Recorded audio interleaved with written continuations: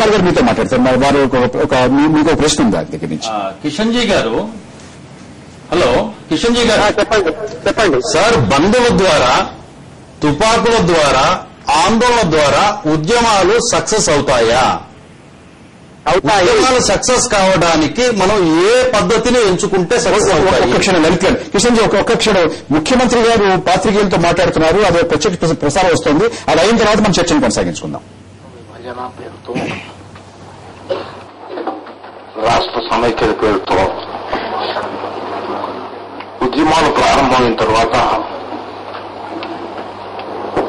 ఆ ఉద్యమాల ప్రభావం సామాన్యమైనటువంటి ప్రజలందరి మీద తీవ్రంగా పరిణమిస్తూ ఉంది. అంత మాత్రమే కాకుండా ఇండస్ట్రియల్ సెక్టార్లో కూడా చాలా తీవ్రమైనటువంటి ప్రభావాన్ని చూపిస్తూ ఉంది. అంటే మనది హైదరాబాద్ అంటే AP state best destiny for investments అనేటువంటి గౌరవాన్ని సంపాదించుకున్నాం చాలా కాలం శ్రమ చేసి. ఆ గౌరవానికి కొంచెం భంగం కలిగే రకంగా ఈ ఆందోళనలు ఇండస్ట్రియల్ సెక్టార్ని గురి చేస్తూ ఉన్నాయి. దీంట్లో రెండు ప్రధానమైనటువంటి భాగాలు. ఒకటి, కొత్త కొత్త ఇన్వెస్ట్మెంట్స్ రావడానికి చాలా మంది ఆలోచనలు చేస్తూ కొన్ని నిర్ధారణ చేసే చివరి దశలో ఉండి, కొన్ని మధ్య స్థాయిలో ఉండి, కొన్ని బిగినింగ్ లో ఉన్నాయి. వాళ్ళందరూ వేచి చూస్తున్నారు. ఈ వాతావరణం ఎప్పుడు సర్దుమణుగుతుంది, సర్దుమణగాలి, లేకపోతే మనం కొత్తగా ఈ ప్రాంతానికి వచ్చి ఇండస్ట్రీస్ పెట్టడానికి బదులుగా మరొక రాష్ట్రానికి వెళ్ళొచ్చా, ఇంత ఆలోచనలు కూడా ప్రారంభమవుతున్నాయి. ఒక most prestigious CII partnership summit, అది ఇంటర్నేషనల్ స్థాయిలో జనవరి 20th నుంచి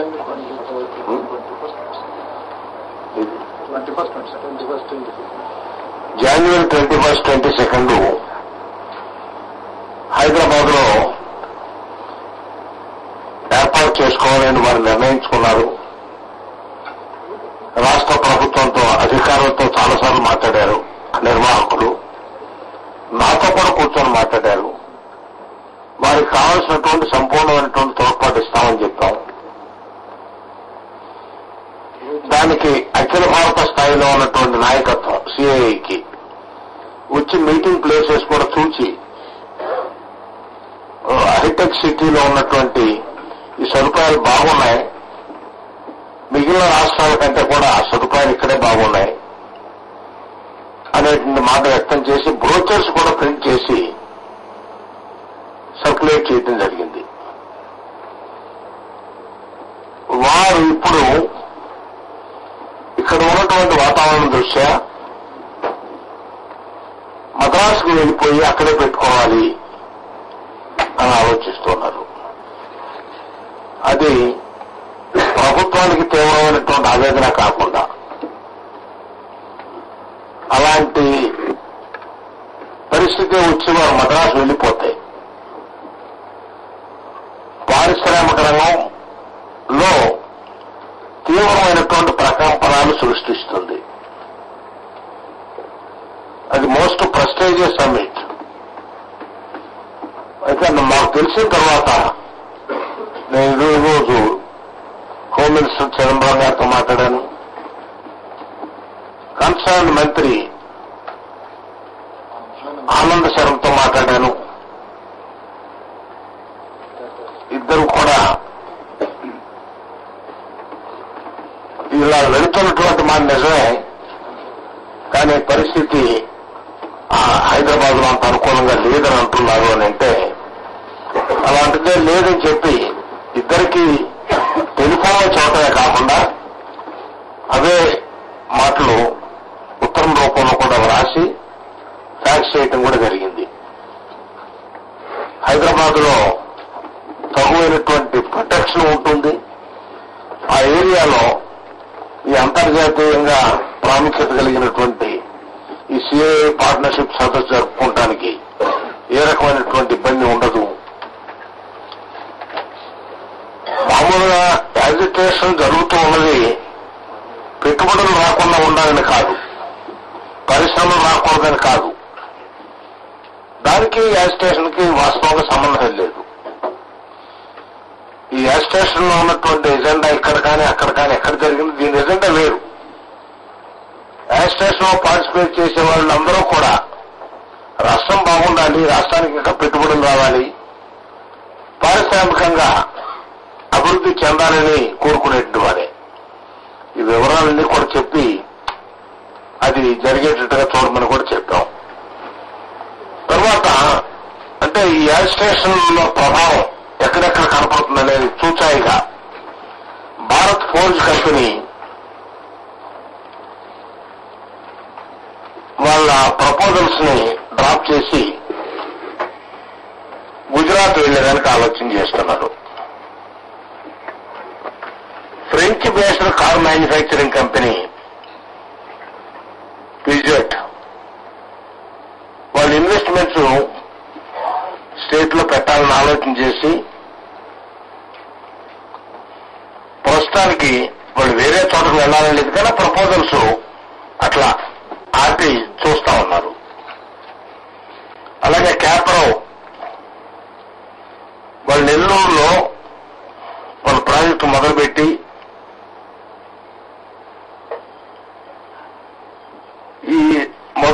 కొంత దూరం ప్రొసీడ్ అవుతున్నటువంటి వాళ్ళు ఫర్దర్ గా ప్రొసీడ్ కాకుండా ఆపి ఈ అన్సర్టన్ సిచ్యువేషన్ లో మనం ఏం చేయాలి ఏమిటని వెనక ముందు ఆలోచిస్తూ ఉన్నారు. తర్వాత Lakshmi Mittal group steel sector లో ఇది కూడా ఒక ఇంపార్టెంట్ గ్రూపు. వాళ్ళు కూడా వాళ్ళ ప్రపోజల్స్ ని ప్రస్తుతానికి వాయిదా వేసుకున్నారు.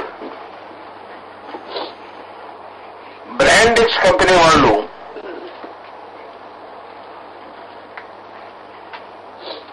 విశాఖపట్నం, నెల్లూరు ఇది ఇన్వెస్ట్మెంట్ క్వాంటమ్ కంటే కూడా ఎంప్లాయ్మెంట్ ఆపర్చునిటీస్ బాగా ఎక్కువగా ఉండేటువంటిది. ఇది వాళ్ళు ఇంకా ఈ ప్రాంతంలో కూడా పెట్టాలి అని కూడా ఆలోచన చేశారు. నాతో మాట్లాడినప్పుడు విశాఖపట్నం ఒకటి, నెల్లూరు ఒకటి, ఈ ప్రాంతంలో కూడా ఒక మంచి యూనిట్ పెడతాము అని చెప్పారు. వాళ్ళు ఇప్పుడు ఈ అన్సర్టనిటీ వల్ల కొంచెం డిలే చేసి వెనక ముందు ఆలోచన చేస్తా ఉన్నారు. తర్వాత కొన్ని ప్రాజెక్టులు అంటే మామూలుగా లాంఛనంగా ఇనాగరేట్ చేయవలసినవి కూడా ఆ డేట్లను కూడా ఒకసారి నిర్ధారణ చేసుకుని వాయిదా పడుతూ వస్తున్నాయి.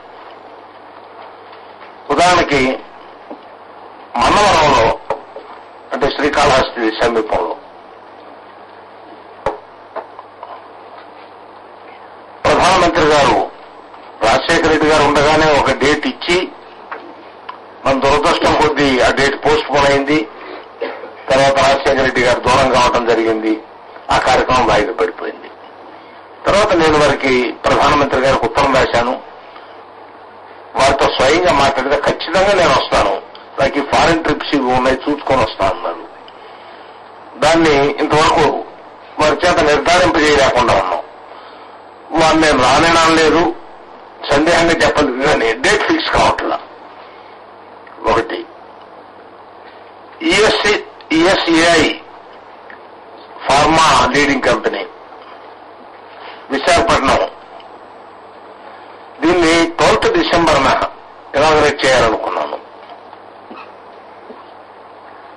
కానీ ఆ ప్రాంతంలో తల ఎత్తినటువంటి ఆందోళన కారణంగా వాయిదా వేసుకోవడం జరిగింది. డ్రగ్ ఇండస్ట్రీ మన స్టేటు టాప్ లో ఉన్నదనేది మీ అందరికీ తెలుసు.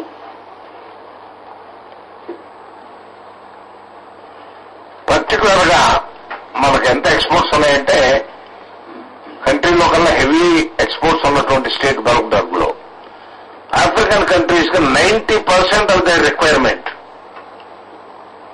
మన దగ్గర నుంచి వెళ్తూ ఉన్నాయి. వీటిల్లో ఉన్నటువంటి ఒక ప్రత్యేకత ఏంటంటే కంటిన్యూటీ ఉండాలి. ఇవాళ ఆపితే రేపు మరలా ప్రారంభించుకోవచ్చు, రేపు ఆపితే ఉండేది లేదు.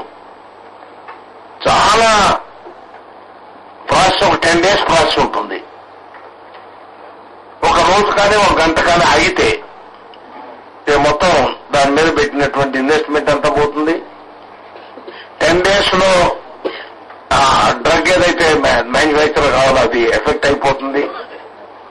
ఇప్పటికే కొన్ని బల్క్ మ్యానుఫ్యాక్చరింగ్ యూనిట్స్ ఏవైతే ఉన్నాయో ఫార్మా ఇండస్ట్రీస్, వాళ్ళు బయట కంట్రీస్ పంపవలసినటువంటి వాటిని కూడా పంపించే వాతావరణం లేకుండా నష్టపోతున్నటువంటి సందర్భాలు కూడా ఉన్నాయి.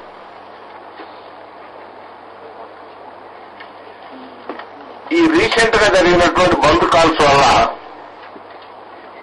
స్టేట్ లో ఈ bulk drug and pharma industry అంచనా వేస్తున్నటువంటి నష్టం సుమారుగా 500 కోట్లు ఉంటుందని అంచనా వేస్తున్నారు. యూరోపియన్ అమెరికన్ కంపెనీస్ నుంచి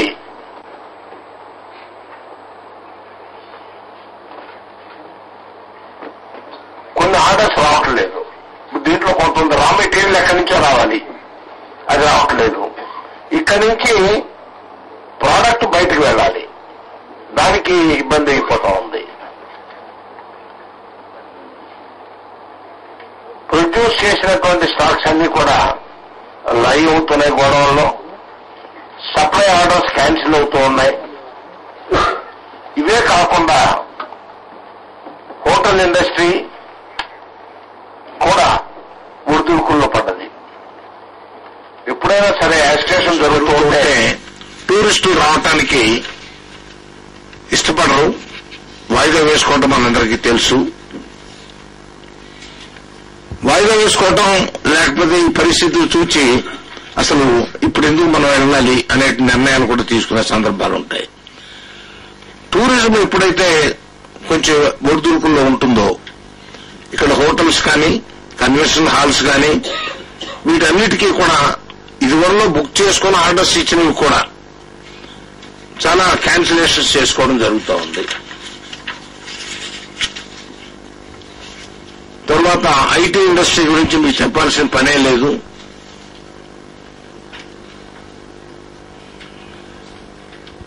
మనకు మల్టీనేషనల్ కంపెనీస్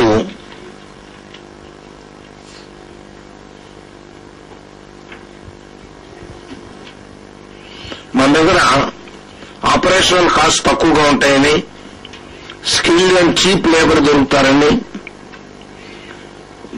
మామూలుగా జీవన ప్రమాణం ఖర్చులు తక్కువగా ఉంటాయని, ఇవన్నీ చూసుకొని ఐటీ కంపెనీస్ వస్తూ ఉంటాయి. Hyderabad is rated as a top IT destination according to World Bank report doing business in Asia Pacific. దానిలో హైదరాబాద్ కి టాప్ ఐటీ డెస్టినేషన్ గా వారు గుర్తింపు కూడా ఇవ్వడం జరిగింది.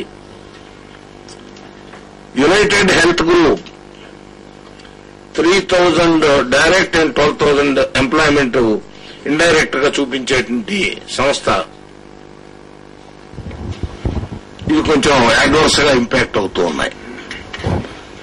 జేపీ మార్గాన్ చేస్ వాళ్ళు they intended to create 6,000 direct and 24,000 indirect jobs.